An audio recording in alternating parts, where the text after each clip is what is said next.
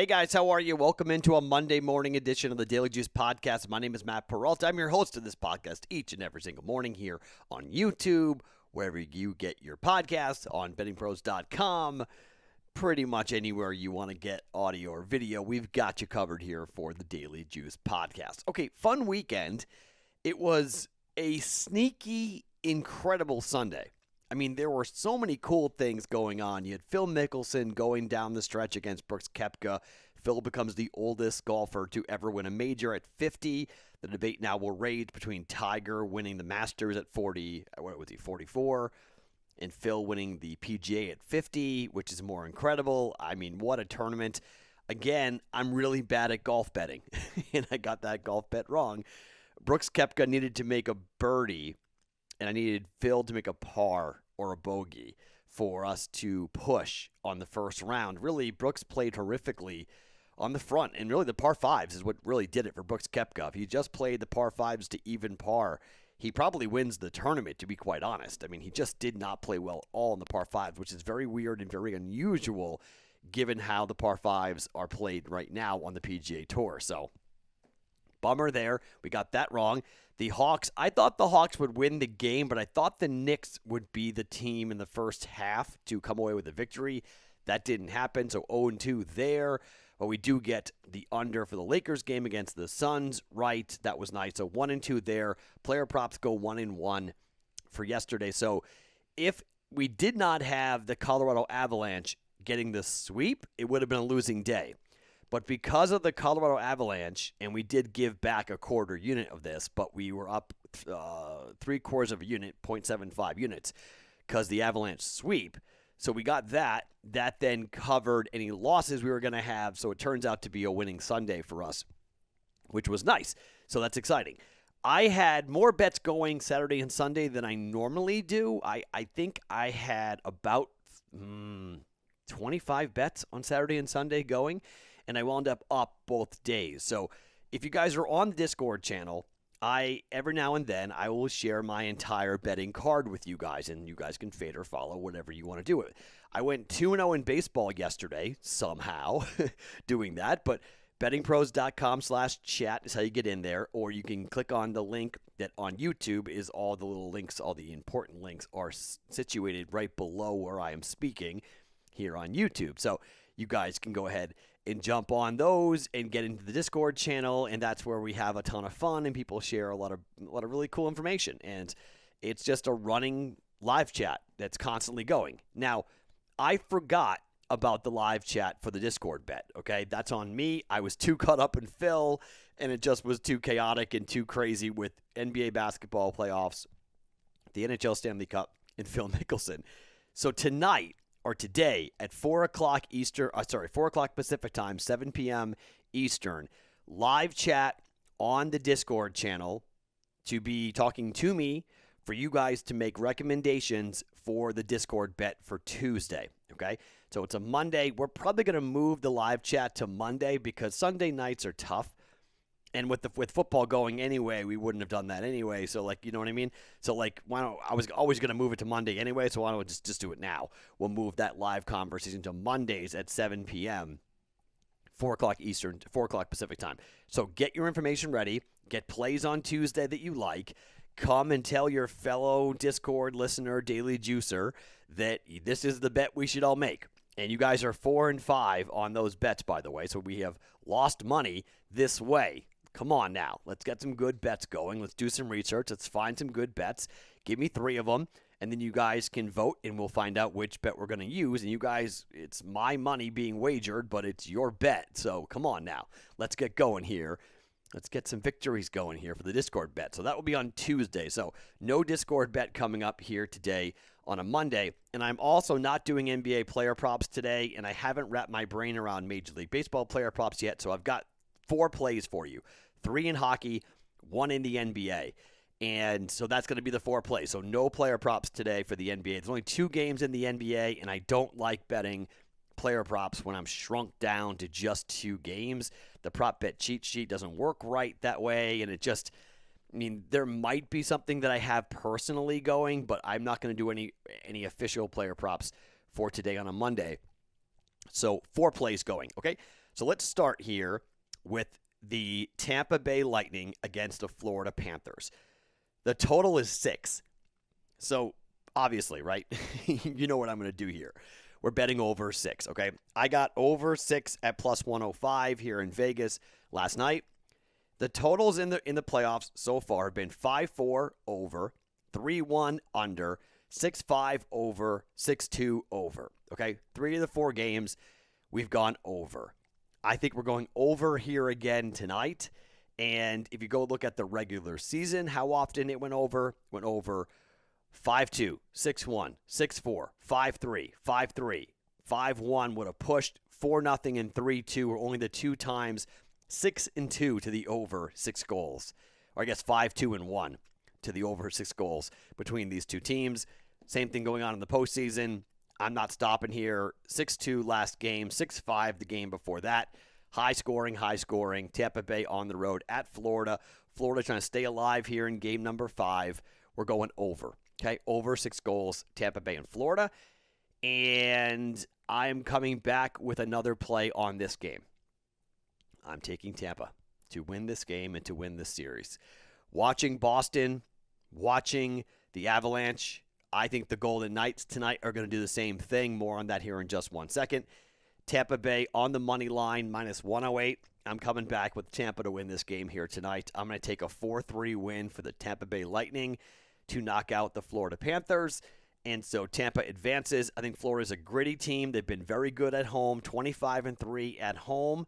They're trying to keep themselves alive. I just think Tampa's too good, too much firepower, Braden Point and company. I just think this is a team that's, I don't want to say they're on a mission, but they're just really, really talented. And I think we're going to see a similar game to game 4, which was that 6-2 win. So I think it's like a 5-2 win, somewhere in that range. 4-3, 5-2, 6-2 for Tampa.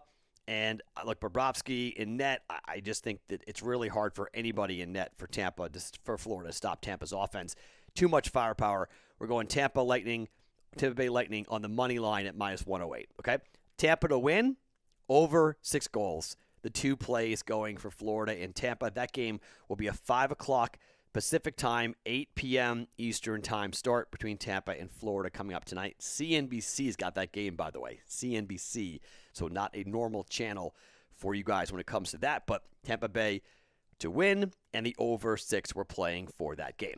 Okay, one more hockey bet to tell you about. And this is, I've told you that I like the Canadiens a lot. They're young, they're hungry. However, they won game 1. They took game 1 and they angered the Maple Leafs because Toronto came back and won 5-1 in game 2. And I don't think Montreal is going to have much luck here. If this was a gigantically packed, full Bell Center, I probably wouldn't bet this, but there's not going to be a rocking crowd for Montreal. Okay, there's not going to be this incredibly loud building where Canadian fans go crazy. Canadiens were 13-11-4 at home this year. That's not good. The Toronto Maple Leafs were 17-7-4 on the road. The puck line here is interesting because the money line is minus 180. It's really expensive. You look at the way these games have been won by Toronto. Let's just go through all of them, okay? First game, 5-4 Toronto. Second game, 4-2. 2-1 Canadiens. 5-3 Toronto. 3-2 Toronto. 4-2 the Canadiens. 4-1 Toronto. 3-2 Montreal. 5-2 and 3-2 both for the Maple Leafs. 7-3. The 10 games they played this season, 7-3. And the majority of those were won on the puck line by the Toronto Maple Leafs. Look at the playoff series so far. This is game 3. First game 2-1. Second game 5-1. The win for the Toronto Maple Leafs. I think there's too much firepower here. And I think Austin Matthews and company, I think they get after it here. And I think they win on the puck line. I know it's on the road here, but I think this is a mismatch in talent, and I think Toronto starts to get their feet underneath them, and they realize that they are just a much better hockey team than the Montreal Canadiens. And this is the game, this is the separation game in my mind when it comes to these two teams. Toronto is plus 176 on the puck line. I think that's tremendous value here on the better team, the higher potent team, and there's no crowds. There's no crowds. So this is not like a great home ice advantage that you typically would see with Montreal.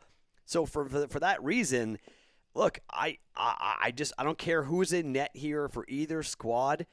I think there's too much offense on the Toronto side, and I think they flex their muscles here. I think Austin Matthews has a big game, and I'm going to take Toronto on the puck line here to get a big victory, and I'm getting plus 176 for a half a unit. I mean, it's too good to pass up. We've had a pretty good week, a couple good weeks here. We just got that Avalanche win, so we're feeling good. Got a little bit of a, we're a little more liquid. Let's see what happens here. Okay, let's take Toronto on the puck line. Let's see what happens if they can just come in and blow out Montreal. I think there's a real good shot that Toronto wins this thing going away with their firepower, and it's Game 3. It's a pivotal game. It's on the road, but again, I don't care because Montreal is not a tough place to play without all those crazy Canadian fans. So I'm going Toronto. Very good on the road. Toronto to win on the puck line at plus 176. Okay, so 3 bets in hockey. Lightning, money line, over 6 Tampa, Florida, and Toronto on the puck line at plus 176. Now, normally I would just stop here, and I would say, okay, this is the end of the podcast. We would go ahead and say, listen for the player props. But we're going to give you 4 bets here because, again, I'm not doing player props. It's too small of a sample size to jump in here, and you may go, oh, just bet Dame, and Dame's going to go off. Okay, but I'm just not going to bet player props. Instead, I'm going to give you an NBA play.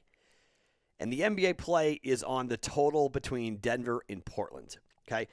So when you watch these two teams play in game number 1, I found it to be very interesting just how incredible, or lack thereof, for Denver. They can't stop Damian Lillard. Like they've got nobody. They have no one who can stop them.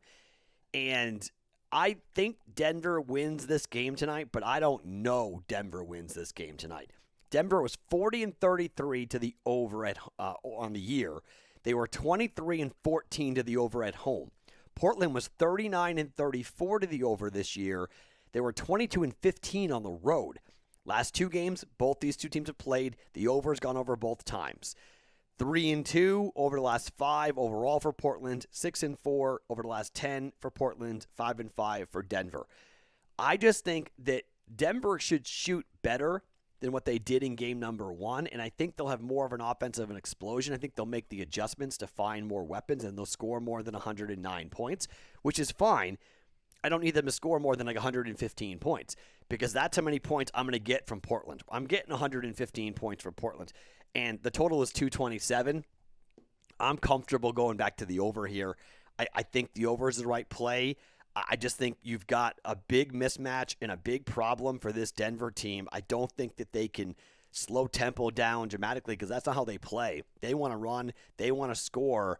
And I know games before this against Portland, the 2 games before this 2-game set, they had gone under, but the 3 games before that had gone over.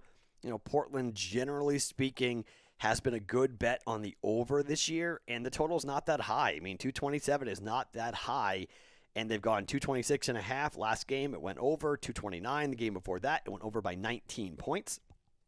I think that Denver's got to shoot better and look to score, and I think the over is the play. I don't mind a play on Denver laying 1.5 because their backs are against the wall. If they lose both games and they got to go to Portland down 0-2, not good. I mean, Memphis just went ahead and beat the Jazz last night, which was incredible. So, you got Portland on the road, they're up 1-0. Memphis on the road, they're up 1-0. The Jazz and the Denver Nuggets are both going to be playing for their lives, and they're both dealing with some pretty big injuries. I mean, Donovan Mitchell was supposed to play in Game 1, and they held him out. They're not going to have Jamal Murray tonight going here for the Denver Nuggets. So, without him, they got a problem with that backcourt for Portland. They're just so talented, in particular in late game situations. Who's taking that shot, right? This is why, look, not to get into this whole tangent, but this is why I just don't believe that Nikola Jokic is the MVP. Because, I mean, he's just not a go-to guy late in games in a playoff game. He's just MVP in the regular season, fine. But, that was Jamal Murray in the bubble. That was Murray time. Remember when they needed a big shot down the stretch? Damian Lillard is that guy. Jamal Murray is that guy. Jamal Murray's hurt. So I'm sorry. That's why Steph Curry was the MVP to me, because you knew late game situation. You knew who was shooting the basketball, and you felt pretty damn good about it when Steph had the ball in his hands. You want Jokic in a down 3 situation? You think that guy's going to make a 3 for you guys to win a game or tie a game late in the playoffs? That's not happening. So that's just my thing with the MVP. So we're going with the over 227 for Portland and Denver here tonight for a half a unit. Okay, so to recap the plays today here, again, live chat, 7 p.m. Eastern Time, 4 p.m. Pacific Time on the Discord channel, the Discord stages. I'll be on there taking your recommendations for what the Discord bet will look like for Tuesday. So come hang out. Let's talk. Yeah, there'll be games going on, but let's just have a chat and communicate about what's going on and tell me what you do and don't like about the podcast, what you like about what's happening, and we can just gossip and whatever you want to talk about, questions or whatever. We can kibitz and have a good time for half an hour to an hour coming up on Monday night, 7 p.m. Eastern Time, 4 p.m. Pacific Time for that coming up in the Discord channel. But Lightning money line, minus 108. Over 6 goals. Tampa versus Florida, plus 105. Puck line, Toronto up against the Canadiens at plus 176. And we're taking the over 227 for Portland and the Denver Nuggets for a Monday. My name is Matt Perrault. We're back each and every single morning for the Daily Juice podcast right here on BettingPros.com, brought to you by BetMGM.